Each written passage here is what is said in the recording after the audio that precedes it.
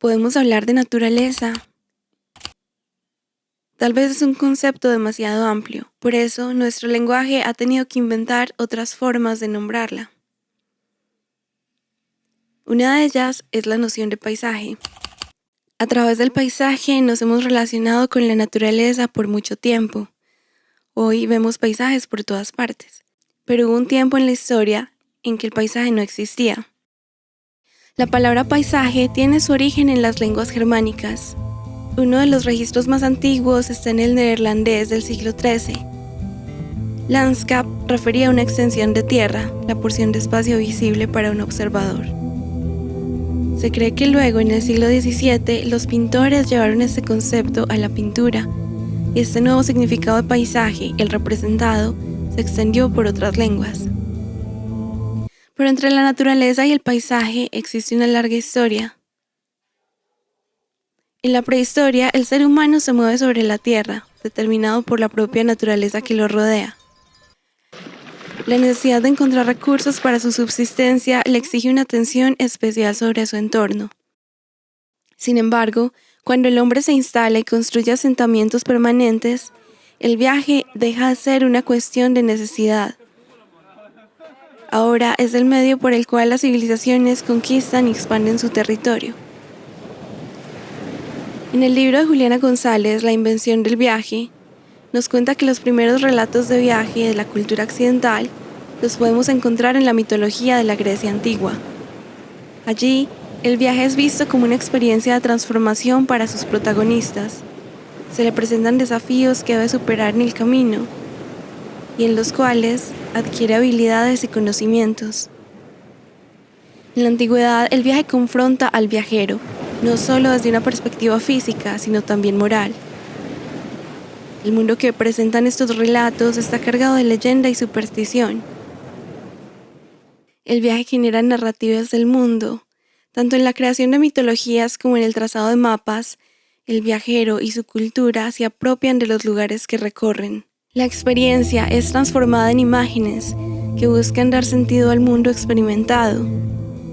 Pero esta construcción no solo nace de la realidad, claro, sino que se mezcla con la cosmogonía del viajero y su imaginación. En el caso de la Via Yala, el continente americano, la representación de la naturaleza fue construida desde el pensamiento europeo, a partir de las crónicas de misioneros y militares y la literatura de las expediciones. El Nuevo Mundo fue entonces identificado como un paraíso edénico, donde la naturaleza aún no estaba ordenada, donde el hombre blanco habría de imponer orden y cultura. El territorio conquistado se describe como una naturaleza exuberante y virgen. América se representa como una mujer desnuda ante el hombre europeo que llega a despertarla. Esta metáfora visual fue una herramienta colonial que sirvió para codificar y legitimar las ambiciones de crecimiento económico. Desde la lógica de la razón, se construye un discurso dicotómico, con jerarquías, donde la civilización es superior a lo natural y lo que no se puede comprobar mediante el método científico no tiene valor. En esta época, el viajero deja de ser solo un aventurero, se convierte en un intelectual que viaja en busca de conocimiento. Acompañado de nuevos instrumentos de medición como el sextante, la rosa de los vientos, los planisferios, el método científico reclama el viaje. Y la representación del mundo se aleja de cualquier idea metafísica. Hasta esta época, el viaje siempre supuso una misión para el viajero. Pero en el siglo XVIII, las clases burguesas empiezan a viajar por diversión. Ya no se justifica por la exploración o el descubrimiento, sino por la idea de adquirir una especie de gusto y conocimiento general del mundo. Nace así el turismo escénico de Bretaña y Europa. Su lema ahora es viajo para ver, no para estudiar. Este nuevo tipo de viajero es el que introdujo la distancia contemplativa al viaje.